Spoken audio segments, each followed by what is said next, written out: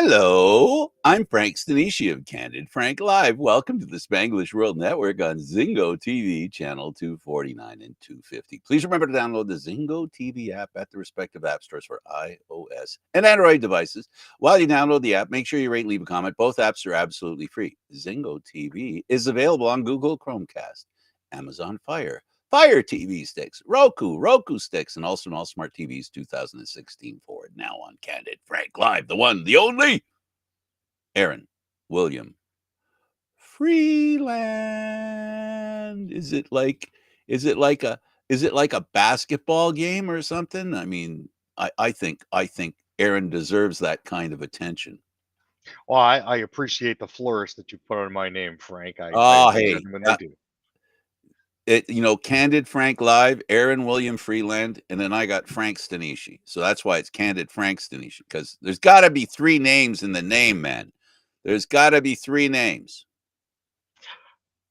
I have thoughts about that whole three-name thing. I think it sets you up There very it is. well to be in I had good a company. feeling. I had a feeling. I don't know where the feeling came from, but I had a feeling. So, so the Alouettes, since we're talking about the Alouettes, talk to us about the Alouettes, and they just signed somebody. Yeah, they've just signed Canadian defensive end Isaac Adeyemi-Berglund to a one-year extension that's going to keep him in Montreal through 2026. General manager Danny Maciocia said that Isaac had integrated into our defensive core, and his way of playing has greatly helped the team.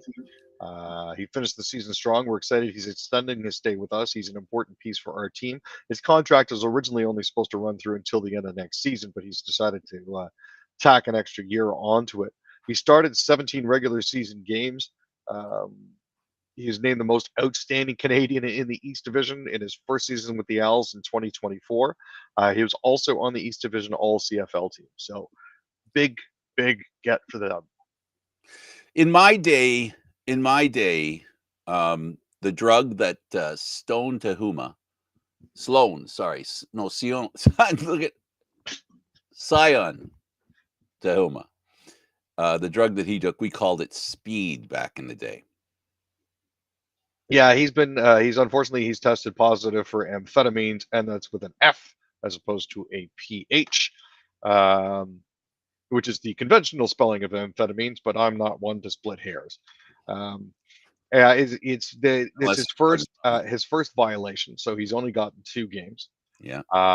And it's for players who test positive or fail to provide a sample upon request.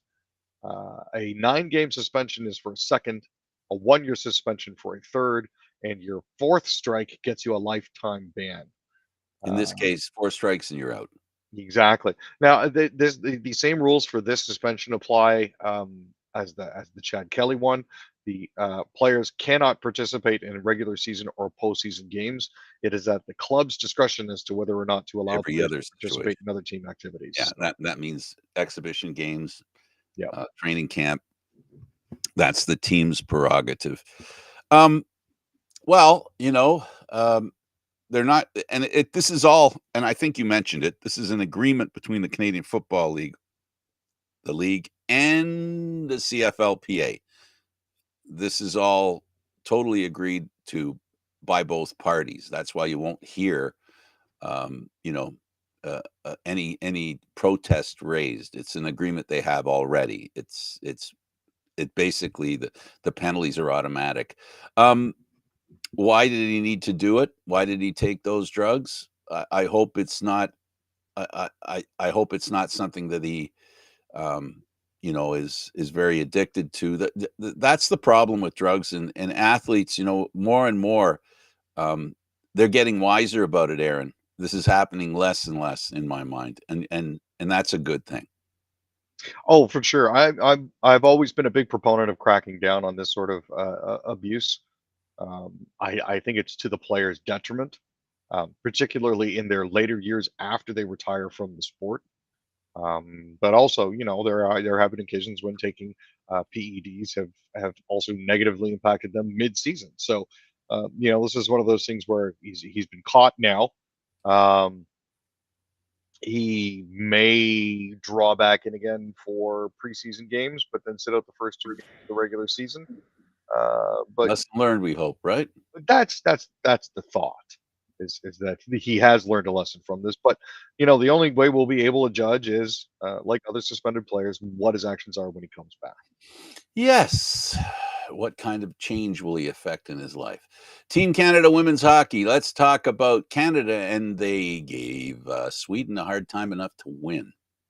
Yeah, this was the opening game of the Women's Euro Hockey Tour, and actually what turned out to be a surprisingly even contest. Head coach Alison Domenico said, we liked our strong start. We possessed the puck pretty well, broke it around well, and gained the offensive zone as a group heading up ice. As the game went on in the second period, we strayed away from our game plan a little bit, but got back to it in the third.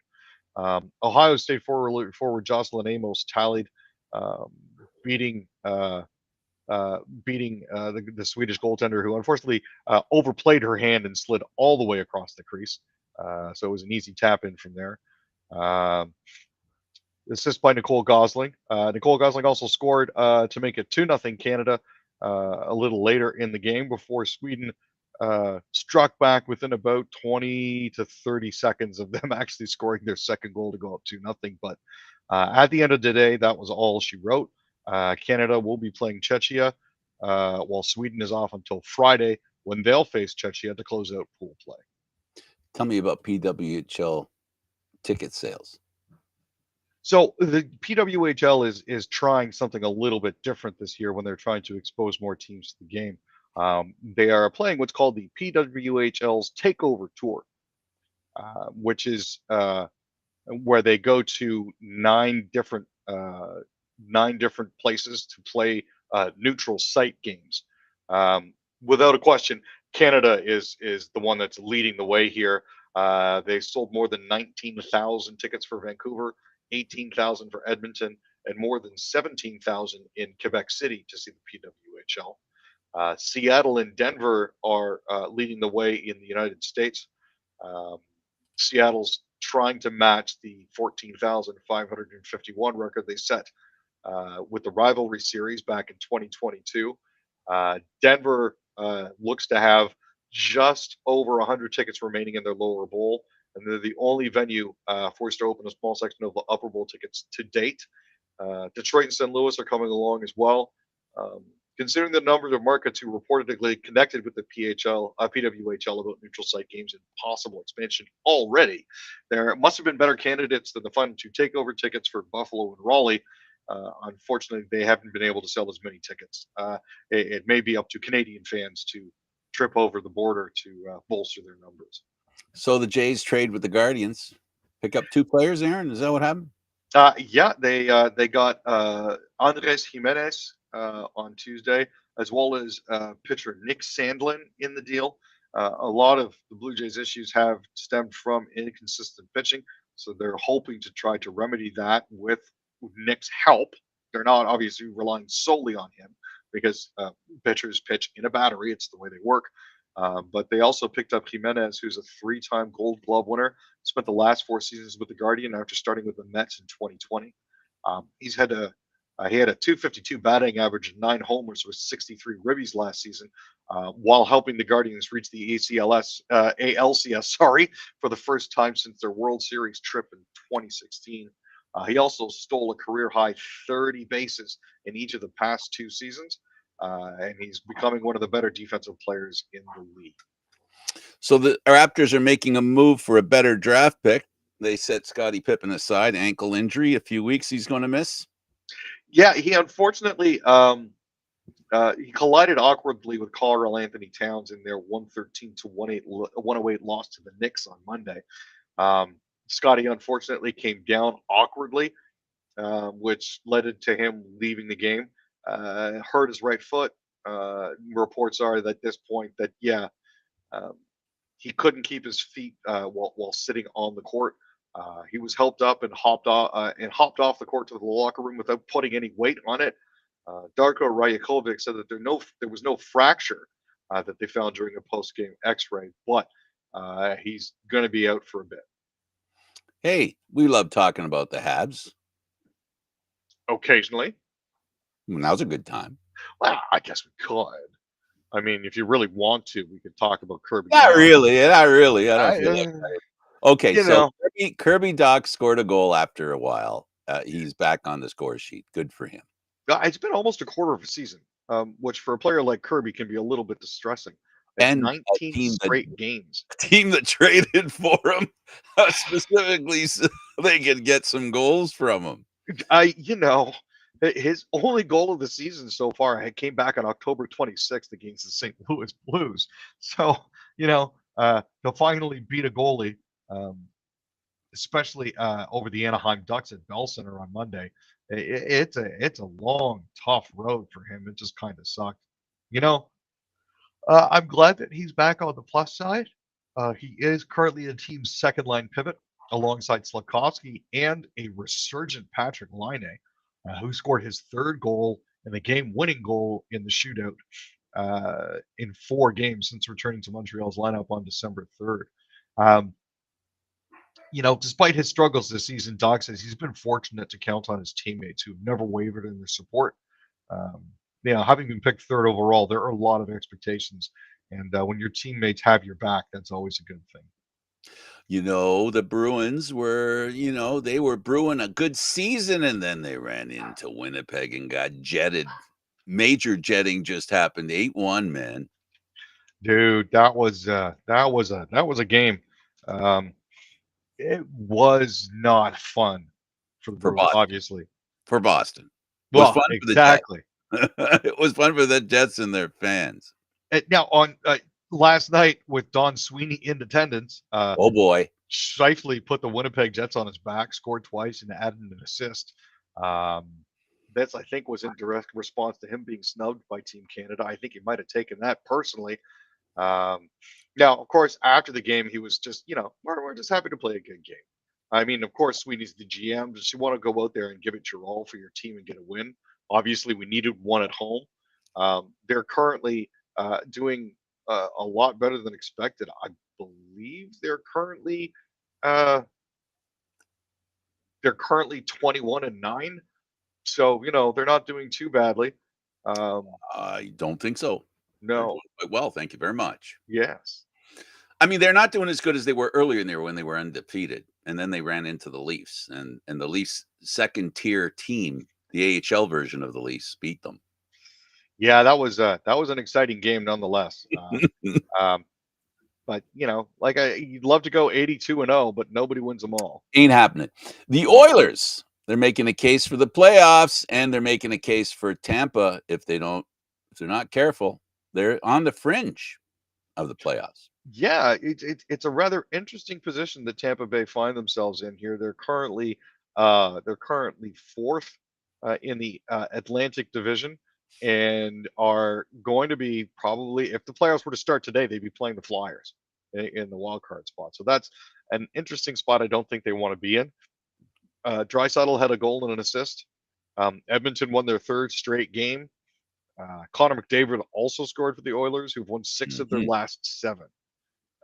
Jake Gensel, who was supposed to be the difference maker when Tampa Bay picked him up last year, scored for the Lightning, but unfortunately it wasn't enough. Stuart Skinner made 21 stops for the Oilers. Vasilevsky had 23 saves for the Lightning. Brayden Point, low key, has been putting together a fantastic little stretch here. His second period assist gave him 9 points in his last 3 games after 2 consecutive 4-point games coming into this contest. McDavid continues to rebound from his slow start after only 10 points in his first 11 games. He's recorded 28 points in the last 14. This is the 57th time in his career he scored a game's opening goal as well. Yeah, and this time Tampa can't afford to have a guy on LTIR that can come out in the playoffs because they need to make the playoffs. They need all hands on deck. Look at those Flames. They're hot. They finally managed to snap an 8-game road skid. This was a bit troubling for a team that started off as hot as the Calgary Flames did. The damper was put on that real quick, but Huberdeau and Kevin Rooney each scored a goal and added an assist to lead the Flames to a 4-3 comeback win over the Preds on Tuesday night. Braden Pakel and Nazem Kadri also scored, and Dan Vladar made 17 saves for the Flames, who had lost 6 of their past 7, which is not good. Johnny Marchessault scored twice, and Tommy Nava had goal for the Preds, who tried a franchise record with their 8th straight loss. UC Saros only managed 24 saves. Let me do an impression of the Maple Leafs other than the goaltender.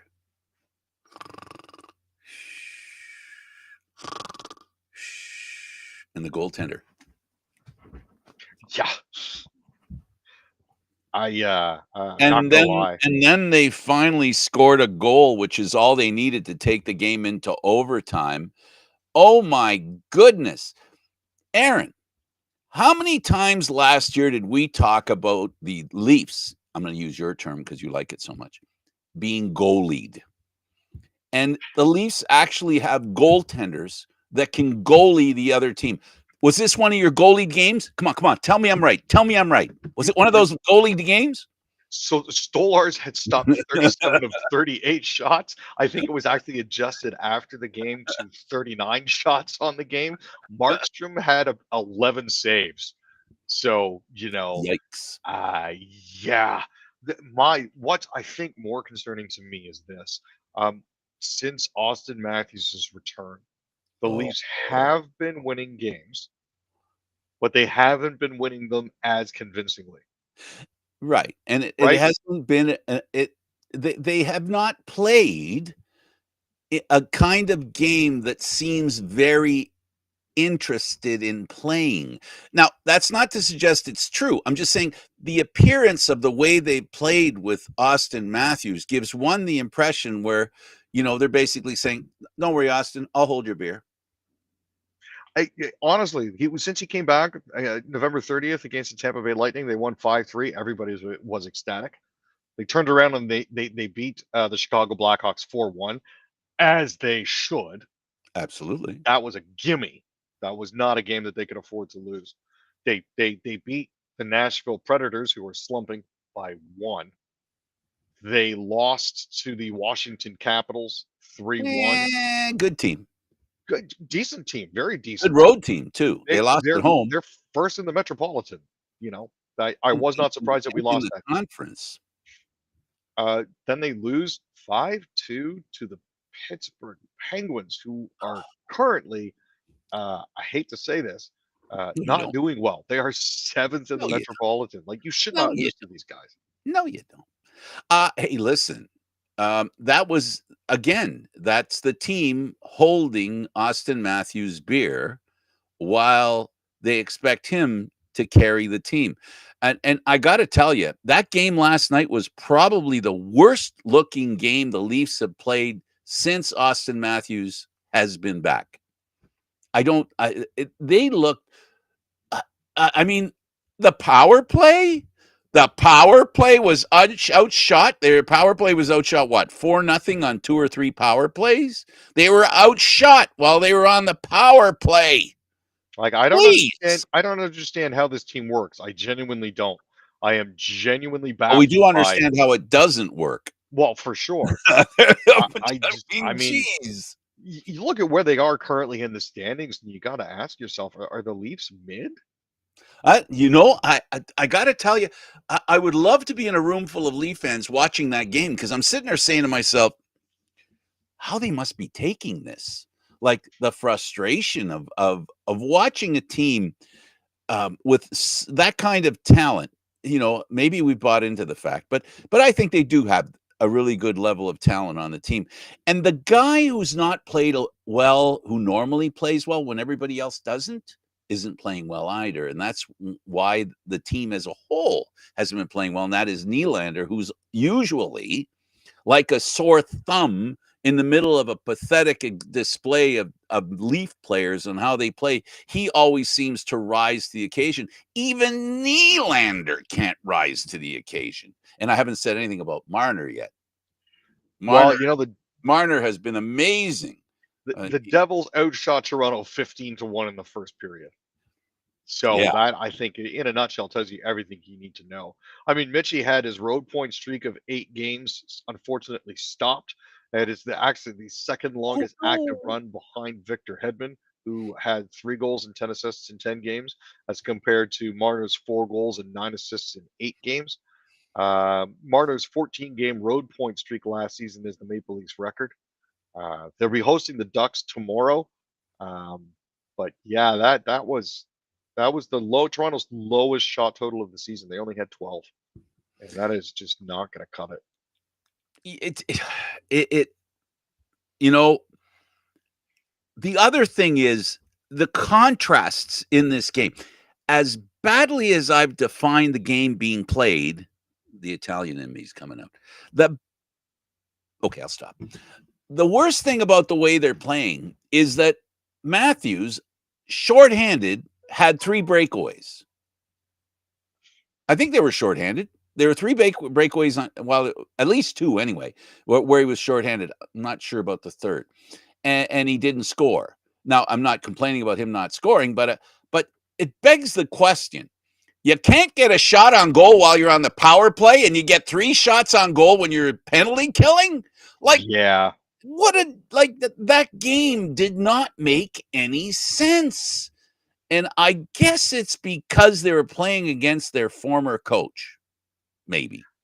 I'm not even sure, man. I mean, I know Sheldon had a few things to say about it, but at the same time, it's just Sheldon said, Shanahan loves me. I'm not really sure about Dubas. Shanahan loves me. He loved me. We loved each other. He sounded like Donald Trump talking about the North Korean president. I mean, it was something else. Yeah, let's be clear. He scores high on the scale of win percentage, the coach. Very high. The guy knows how to coach in the regular season. His teams, now we can say teams, Aaron, because that New Jersey team looks like that Leaf team from last year and the year before that. This team looks like they could go into a corner for a puck fight with a handful of eggs and come out with all of them intact. And they can outshoot the opposition by 39-11 and lose. That was definitively the worst thing about the previous Leaf teams, that they dominated games. And we talked at the beginning, we've gone full circle now, Aaron. They get goalied. We call it getting goalied. We're calling it getting goalied. But I think it's just the inability to bring it home. When you've got the chance. The football term is when you're in the red zone, you should score. And teams that can't score when they're dominating in the red zone, that's a scary, scary, scary characteristic in my mind. And we watched it in Leafland for like 4 years. We saw how the Leafs would dominate a team and lose. I think it's better not to dominate and win. What do you think? I would rather not dominate and win. You're exactly right on that, my dude. I think we're gonna, and I think every Leaf fan will say, if it means we win, I like that plan better. It works better for me. It works better for me. And there you go. Aaron, this was a slice. Hey, a very quick slice at that. He's Aaron William Freeland. I'm Candid Frank Stanisci. Thank you for watching Candid Frank Live. Aaron Live. Mondays, Wednesdays, and Fridays at 6 p.m.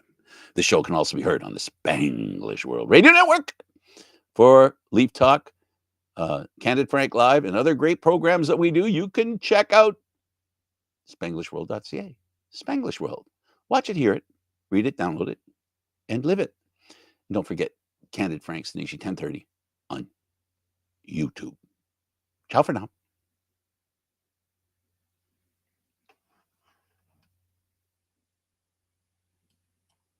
Are we going on? Are we going to continue? Do you have anywhere to be, Aaron? I'm not 100% sure.